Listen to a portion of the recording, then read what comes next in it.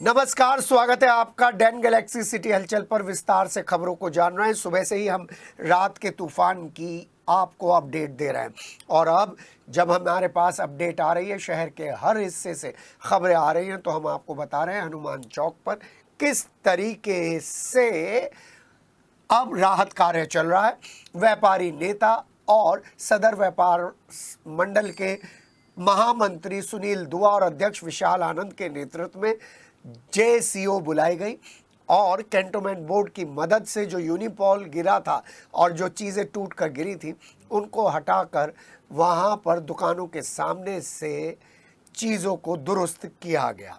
और वहीं हमारे पास जो मकानों के गए हुए मकानों के विजुअल्स आ रहे हैं, ज़रा उन्हें देख लीजिए। आपको कैंट बोर्ड ऑफिस के पीछे वो ये देखिए खुद झाड़ू लगा रहे हैं। ये हमारे कैंट बोर्ड के सफाई अधीक्षक बी के त्यागी। और चलिए सूरजकुंड लेकर जा रहे हैं। सूरजकुंड के बाहर लकड़ी की दुकान है। रात का तूफान किस तरीके से यहाँ पर भारी पड़ा है, किस तरीके से तबाही मची है, ये आप खुद इन तस्वीरों में देख लीजिए, इन वीडियो में देख लीजिए। ये वीडियो हमें दुकानदारों ने भेजी है सूरजकुंड के पास से। एक आंधी ने, एक बारिश ने एक तरफ तो चेतावनी दी है और दूसरी तरफ प्रशासन के, नगर निगम के, विद्युत विभाग के तमाम दावों का पर्दाफाश कर दिया है। सिर्फ आधा घंटे आई आंधी और बारिश ने बता दिया है हमारे इंतजाम कितने लुंज और पुंज हैं। जी हाँ, जो आंधी और बारिश से बर्बादी शुरू हुई उसके बाद का जो मंजर आया है उसे देखकर हर कोई सहम गया है, ठहर गया है। और 200 साल पुराने पेड़ उखड़ कर गिर पड़े। अवैध यूनिपोल, अवैध होर्डिंग्स एल्टो कार पर, व्हीकल्स पर गिर पड़े। कई लोगों की मौत की सूचना आई है। सिलसिलेवार आपको हम इन मौतों के सिलसिलों के बारे में बताएंगे, लेकिन पहले आपको लेकर चल रहे हैं आंधी बारिश से मची भारी तबाही के बीच में कंपनी गार्डन के पास और कंकरखेड़ा में। कंकरखेड़ा में सबसे बड़ी तबाही आई है और कंकरखेड़ा के कुछ इलाकों में 200 साल पुराना बड़ का पेड़ भी उखड़ कर गिर गया है। पोल्स भी गाड़ियों पर गिरे हैं। और उसके बाद अगर हम बात करें कंपनी गार्डन के पास के इलाके की, तो कंपनी गार्डन के टैंक चौराहे पर 2 होर्डिंग्स तेज आंधी की भेंट चढ़ गए और व्हीकल्स के ऊपर गिर पड़े और उसमें एक ऑल्टो सवार, कार सवार की मौत हो गई। पूरा रास्ता जाम हो गया। वहीं टी पॉइंट पर जो रास्ता कंकरखेड़ा से आता है और माल रोड को जोड़ता है, उस टी पॉइंट पर भी बड़े हादसे हुए हैं। साथ ही साथ कंकरखेड़ा के कई इलाकों में भारी तबाही हुई है और सिटी हलचल ये तबाही आपको दिखा रहा है कि किस तरीके से इस तबाही ने विद्युत विभाग और अवैध होर्डिंग के जो दावे हैं, जो उनके ऊपर इल्ज़ाम लगते हैं, उसकी पोल खोल दी है। चलिए, ये जनरल खबर तो हमने आपको आंधी तूफान के कहर की दिखा दी। सबसे पहले आपको सरदना लेकर चल रहे हैं। बुधवार की रात सरदना में तूफान ने बड़ी तबाही मचाई है। नगर में 2 स्थानों पर आकाशीय बिजली गिरने से काफ़ी बड़ा नुकसान हुआ है, तो वहीं सभी इलाकों की विद्युत आपूर्ति भी ठप हो गई है। इतना ही नहीं, बड़ी संख्या में, भारी संख्या में पेड़ और विद्युत पोल टूटकर गिरने से लगभग सभी मार्ग बाधित हुए हैं। व्यवस्था को पटरी पर लाने के लिए 2 से 4 दिन लग सकते हैं। नुकसान की खबरों में आकाशीय बिजली गिरने से चौक बाजार में शाहनवाज मिर्जा के घर की ऊपरी मंजिल की दीवार गिर गई है। हालांकि गनीमत ये रही कि हादसे में कोई हताहत नहीं हुआ है। वहीं बिजली गिरने की दूसरी खबर ओल्ड नाज सिनेमा के पीछे मुमताज़ आलम के घर से मिली है, जहां उसकी रसोई पूरी तरीके से क्षतिग्रस्त हो गई है। नगर के सभी मुख्य रास्तों पर बड़ी संख्या में पेड़ और विद्युत पोल टूटकर गिरने से सभी मार्ग बाधित हो गए। सरदना से मुलेड़ा, सलावा, बिनौली, मेरठ रोड के साथ साथ गंग नहर, कांवड़ मार्ग के कई जगह ब्लॉक होने की खबरें आई हैं। रात भर वाहन चालक लोकल रास्तों पर भटकते रहे। विद्युत विभाग और दूसरे विभाग के कर्मचारियों ने बताया, व्यवस्था को पटरी पर लाने के लिए 2 से 4 दिन का समय चाहिए। भावनपुर थाना क्षेत्र में लेकर चल रहे हैं। लटपुरा गांव में तेज आंधी से पड़ोसी इकबाल की दीवार मोमिन के मकान पर जा गिरी, जिसके चलते मकान की छत टूट गई, जिसकी चपेट में आने से मोमिन के रिश्तेदार और ममेरे साला इरफान अली, उसकी पत्नी शाइस्ता और बेटा अरजान, वसीम, सबरीन घायल हो गए। वहीं छत गिरने की सूचना मिलने के बाद आसपास के ग्रामीण मौके पर पहुंचे और सभी लोगों को मलबे से निकालकर अस्पताल में भर्ती कराया, जहां वसीम की हालत चिंताजनक बताई जा रही है।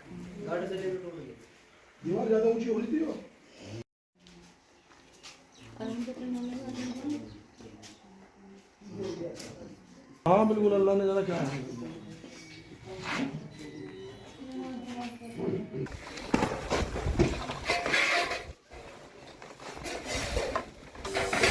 अभी तो आई थी, तूफान था, तो तूफान में पड़ोसी की दीवार जो है इनकी छत पे गिर गई और ये छत के नीचे बैठे थे, सारे के सारे वो लग गई। कितने सदस्य थे? सदस्य 6 हैं टोटल। इनके चोट है मोमिन के, आजो जी मोमिन उधर को आ गए। इनकी बेटी आई हुई थी, बेटी की जो है, जो उसके दामाद है, इनके दामाद की वो आई हुई थी बुआ के चोट है, इनकी बेटी के है, दामाद के है, दामाद की दोनों टांग टूट गई, वो संतोष नर्सिंग होम में भर्ती है और बाकी ये सब पड़े ही हैं। बुधवार रात बारिश के साथ आए तूफान ने देहात से लेकर शहर तक तबाही मचाई है। वहीं तूफान में सबसे पहले आपको बता रहे हैं, दिल्ली रोड सहित दिल्ली देहरादून हाईवे पर अवैध होर्डिंग और यूनिपोल के माफिया और नगर निगम की साठगांठ की पोल भी सामने खुल गई है।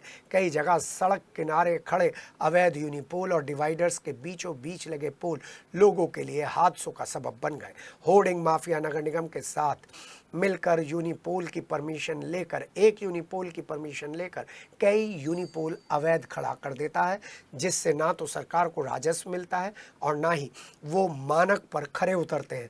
ऐसे कई यूनिपोल और होर्डिंग्स बुधवार को आए तूफान में बिजली के खंभों पर गिर पड़े तो कहीं सड़क के बीचों बीच गिर पड़े, जिस कारण कई हादसे होते हुए नजर आए। दिल्ली देहरादून हाईवे पर प्राइवेट संस्थान जैसे होटल, रेस्टोरेंट और अस्पतालों के द्वारा भी अवैध रूप से होर्डिंग और यूनिपोल लगाए गए हैं। ना तो इन लोगों पर NHI कार्रवाई कर रहा है और ना ही नगर निगम। इन लोगों के हौसले बुलंद हैं और ये हादसों को दावत देने में कोई कोर कसर नहीं छोड़ रहे हैं।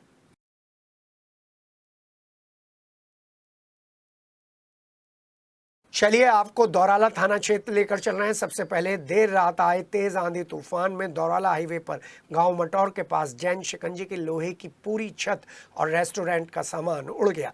जैन शिकंजी रेस्टोरेंट के मालिक राधेश्याम ने बताया कि तेज आंधी के कारण, तूफान के कारण उनके रेस्टोरेंट की पूरी छत उड़ गई और करीब 30 लाख का नुकसान हो गया।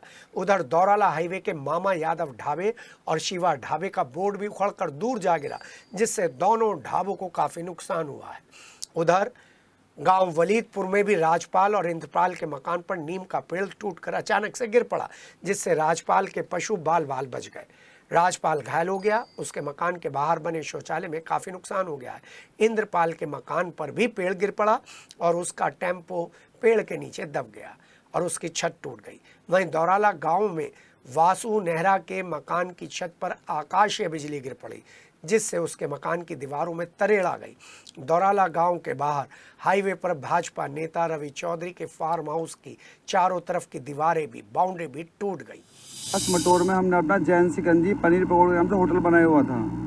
वे मेरे फुप्पा जी हैं, उनका नाम राधेश्याम त्यागी है, वे मुरादनगर के रहने वाले हैं। यहाँ पर होटल में 10 आदमी काम करते थे और रात की आंधी तूफान करीबन 8:30 बजे आया था। उसमें हमारा सारा होटल तहस नहस हो गया, इसमें करीबन 30 से 40 लाख का नुकसान हुआ। AC, पंखे, सारी छत सब खत्म होगी इसमें। अब मोदीपुरम फेज 1 के सामने सर्विस रोड की बात बता दे, जहाँ वहाँ पर बड़ा होर्डिंग अचानक टूटकर गिर पड़ा। पेट्रोल पंप के प्रदूषण चेक करने वाले लोहे के ऑफिस पर जा गिरा। इस दौरान कई लोग बाल बाल बचे। वहीं देर रात आंधी तूफान के कारण कंकरखेड़ा क्षेत्र के सभी इलाकों की बिजली गुल हो गई। गुरुवार दोपहर तक ये सुचारू हो जाएगी तो बड़ी बात है। चलिए और दौराला थाना क्षेत्र की आपको बात बता दें। दुराला गांव के बड़कली के बाहर काफ़ी सालों पुराना, करीब 200 साल पुराना पीपल का पेड़ अचानक से गिर पड़ा। यह हादसा तब हुआ जब गांव बड़कली के रहने वाले अमित अपनी किसी रिश्तेदार को छोड़कर अपने 8 साल के पुत्र आर्यन के साथ मोटरसाइकिल से घर लौट रहे थे। अचानक आए आंधी तूफान के चलते अमित पीपल के पेड़ के नीचे दब गए। उनका बेटा आर्यन मोटरसाइकिल से कूदकर भागा और अपनी जान बचाई। इस दौरान अमित की मौके पर ही मौत हो गई। वहीं घटना के बाद गांव बड़कली के लोगों ने इस बात की सूचना पुलिस और उसके परिजनों को दी। सूचना पर मृतक अमित के शव को मोर्चरी भिजवा दिया गया है। बताया जा रहा है कि अमित खेती कर अपने बच्चों का पालन पोषण करता था। मौत के बाद परिवार में कोहराम मच गया है। बुधवार देर रात आंधी और तूफान से मोदीपुरम फ्लाईओवर के पास बने कजारिया शोरूम के बाहर खड़ी दीवार अचानक से भरभरा कर गिर पड़ी। दीवार के गिर जाने से उसके नीचे एक मजदूर दब गया। मौके पर ही मजदूर की मौत हो गई। पूरी रात मजदूर का शव दीवार के नीचे दबा पड़ा रहा। गुरुवार सुबह सर्विस रोड से शोरूम के पास कुछ लोग निकल रहे थे। उन्होंने दीवार के नीचे दबे पड़े शव को देखा। सूचना स्थानीय पुलिस को दी। थाना पुलिस घटनास्थल पर पहुंची। मजदूर के शव को बाहर निकाला, पहचान कराई तो पता चला कि बिहार के रहने वाले मंसूर का शव है ये। जानकारी मिलने के बाद मंसूर मोदीपुरम कोणार्क कॉलोनी में किसी जैन नाम के व्यक्ति के मकान पर कार्य कर रहा था। उनको सूचना दी गई। जब मंसूर वापस घर जा रहा था, इसी दौरान उसके साथ ये हादसा हुआ होगा। वहीं घटना के बाद पुलिस ने शव को कब्जे में लेकर मोर्चरी के लिए भिजवा दिया है। भराला दौराला में भी आंधी तूफान ने भारी तबाही मचाई है। इस दौरान घर का जामुन का पेड़ भरभरा कर गिर पड़ा, जिसके बाद दहशत में लोग आ गए। हालांकि लोगों ने बामुश्किल पेड़ का एक बड़ा हिस्सा खुद ही घर के ऊपर से हटवा दिया। तब जाकर लोगों ने चैन की सांस ली। आंधी तूफान के चलते हाईवे पर दर्जनों पेड़ और यूनिपोल गिर गए, जिसके चलते स्थानीय लोगों और राहगीरों को खासी परेशानी हुई। भावनपुर थाना क्षेत्र में आंधी तूफान के चलते जगह जगह पेड़ और होर्डिंग गिर पड़े हैं। लोगों में अफरा तफरी मच गई है। तूफान आने से गांवड़ी गांव के शिव मंदिर पर बरसों पुराना बड़ का पेड़ टूटकर गिर पड़ा, जिससे मंदिर के पुजारी और अन्य लोगों में हड़कंप मच गया। दतावली मार्ग के मेदपुर गांव के सामने ट्रांसफार्मर खंभों सहित जमीन पर उड़कर गिर पड़ा, जिसके चलते आने जाने वाले लोगों को खासी परेशानी हुई। हाईवे स्थित कृष्णा पब्लिक स्कूल के पास पोल टूटकर सड़क पर जा गिरा। अफरा तफरी मच गई। मवाना थाना क्षेत्र की बात करते हैं। तहसील क्षेत्र के रानी नगला में बुधवार रात आकाशीय वज्रपात से घर में बंधी भैंस की मौत हो गई और कई किसानों को भारी नुकसान हुआ। नगला गांव के रहने वाले देवी सिंह ने बताया कि उसके घर में बंधी एक दुधारू भैंस पर शाम के समय अचानक आकाशीय बिजली गिर गई, जिससे भैंस की मौके पर ही दर्दनाक मौत हो गई।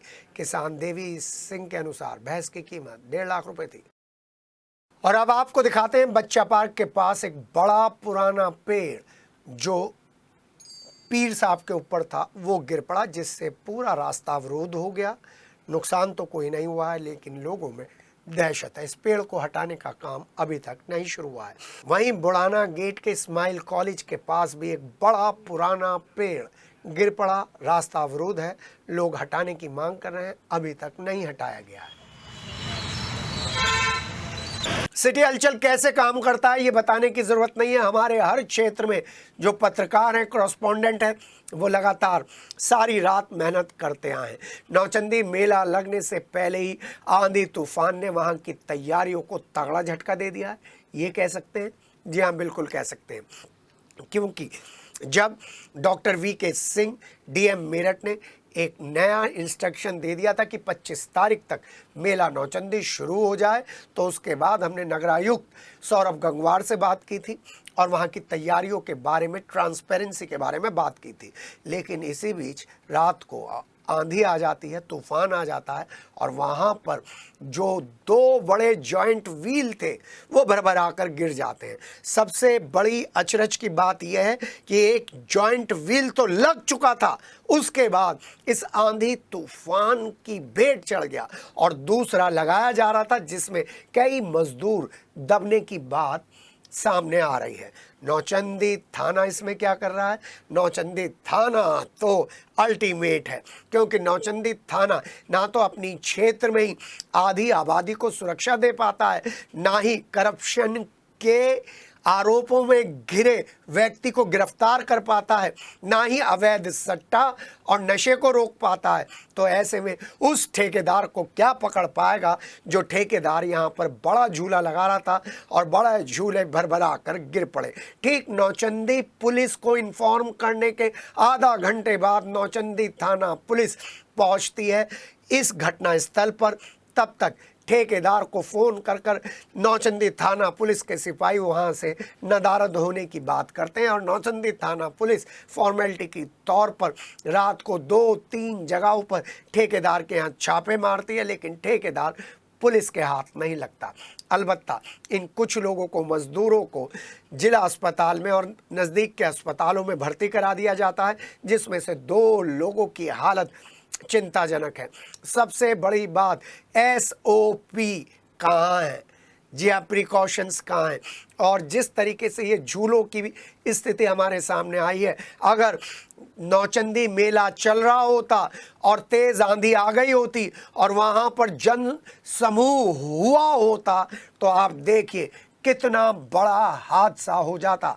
नौचंदी मेले के इतिहास में कभी भी झूले इस तरीके से भरभरा कर नहीं गिरे। एक बार फिर नगर निगम को और स्थानीय प्रशासन को सेफ्टी के लिए दोबारा से प्रयास करने होंगे। आपको बता दें, जहां पर ये आंधी तूफान से 2 बड़े बड़े झूले गिरे हैं, वहीं पर चौकी है। क्या चौकी पर सिपाही नहीं था, चौकी इंचार्ज नहीं था? क्या एक बार फिर SSP डॉक्टर विपिन ताड़ा चौकी इंचार्ज को सस्पेंड करेंगे? बड़ा सवाल। बुधवार रात को जो तेज तूफान आया है, आंधी आई है, उसने फल किसानों की कमर तोड़ दी है, विशेषकर आम किसानों की। पहले मौसम की मार झेल रहे आम किसानों पर, आम बागवानों पर, आम के पेड़ की बाग लेने वालों पर कुदरत की मार देखने को मिली है।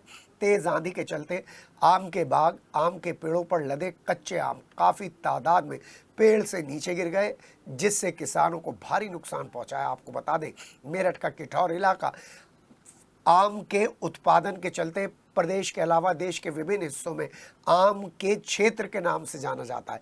वहीं किठौर फल पट्टी घोषित है और यहाँ पर हम आपको बता दें कि अधिकांश भूमि पर आम के बाग हैं, आम की पैदावार होती है और इस बार आम के पेड़ों पर अच्छे बौर के साथ आम के उत्पादन में भारी वृद्धि की संभावना जताई जा रही थी। लेकिन आम के पेड़ों का क्या हाल हुआ है इस मौसम में, वो आप देख लीजिए। पहले दूसरी बीमारी लगी और उसके बाद अब ये तूफान, जिसकी वजह से आम की फसल पर सीधे चोट पड़ी है। आम के उत्पादन में हुई कमी के बाद किसान को घाटे का डर सताने लगा है। किसानों की उम्मीद है कि आम के दामों में वृद्धि होगी, जिससे नुकसान की भरपाई हो सकती है। बुधवार देर रात आंधी ने आम की फसल को तहस नहस कर दिया है। किसानों के माथे पर चिंता की लकीरें खिंची हुई हैं। किठौर के बाद जानी लेकर चल रहे हैं। जानी में भी बागवानों का यही सिलसिला है। आम की फसल तेज आंधी की वजह से पूरी तरीके से नष्ट होने की कगार पर पहुंच गई है। आम का व्यापार करने वाले किसानों को बड़ा नुकसान होने की आशंका है। सिटी हलचल की टीम ने ग्राउंड जीरो पर जाकर आम के बाग के किसानों से आंधी और बारिश में जो फसल को नुकसान हुआ है उसके एवज में बात की। किसानों ने बताया कि 90% आम इस आंधी और बारिश से टूटकर गिर चुका है। आम की खेती करने वाले किसानों को भारी नुकसान हुआ है। इस आंधी और बारिश में इस नुकसान के बाद सरकार से उम्मीद है कि सरकार उन्हें मुआवजा दे, जिससे वो अपने घर का गुजारा कर सके। फसल का नुकसान कुछ देखते कुछ होगा ही है। वे भी मर गए, किसान भी मर गया। ये कहाँ से देंगे जो वे हैं, मजदूरी भी नहीं निकलनी। आंधी तूफान से पूरा शहर सहमा हुआ है। विद्युत विभाग किस तरीके से काम करता है, ये आंधी तूफान के बाद उनकी जो कस्टमर सर्विस है 1912, उस पर फ़ोन कर कर पता लगाया जा सकता है। SDO और JE फ़ोन उठाने के लिए तैयार नहीं है। सभी लोग नदारत हैं और ये हाल तो तब है जब ऊर्जा राज्य मंत्री सोमेंद्र तोमर हमारे यहाँ से दक्षिण से विधायक हैं। क्या एक कंट्रोल रूम अब तक 6 घंटे में नहीं स्थापित हो जाना चाहिए था, जहां पर अलग अलग क्षेत्रों से शिकायत पहुंचती और पता चलता कहां पर क्या क्या नुकसान हुआ है। आपको बता दें, B ब्लॉक मंदिर के पास राज्य मंत्री दिनेश खटीक के मकान के ठीक पीछे 3 जगहों पर पेड़ गिर पड़े हैं। मकानों के ऊपर पेड़ गिरे हैं, नुकसान नहीं हुआ, लेकिन बिजली के तार टूट गए हैं और अभी तक शिकायत करने के बाद नए JE फ़ोन नहीं उठा रहे हैं। वजह साफ है, सारी टीम भेज दी गई है। हाँ, इतने बड़े इस डिज़ास्टर को मैनेज करने के लिए MDPVNL रात को ही दौरे पर निकल गई थी ईशा दोहन, और इन्होंने कई जगहों पर जाकर इन व्यवस्थाओं को चेक किया और इन व्यवस्थाओं के बारे में ज़रूरी दिशा निर्देश दिए। लेकिन सबसे बड़ी चुनौती ये है, क्या 24 घंटे में बिजली को सुचारू रूप से शुरू कर दिया जाएगा, और वो लोग जो पिछले 12-14 घंटों से अंधेरे में बैठे हैं, जिनके यहाँ मोटर नहीं चल रही है, पानी की सप्लाई नहीं है, और जहाँ तारों पर पेड़ पड़े हैं, उन सब को सही कर दिया जाएगा, ये बड़ा सवाल है। लेकिन एक रिक्वेस्ट भी है, 1912 पर रेस्पॉन्स कीजिए, फ़ोन उठाइए और जनता को एश्योरेंस दीजिए। जनता भी जानती है इसमें आपकी कोई गलती नहीं है, लेकिन आपको जनता को बताना पड़ेगा, मीडिया को बताना पड़ेगा।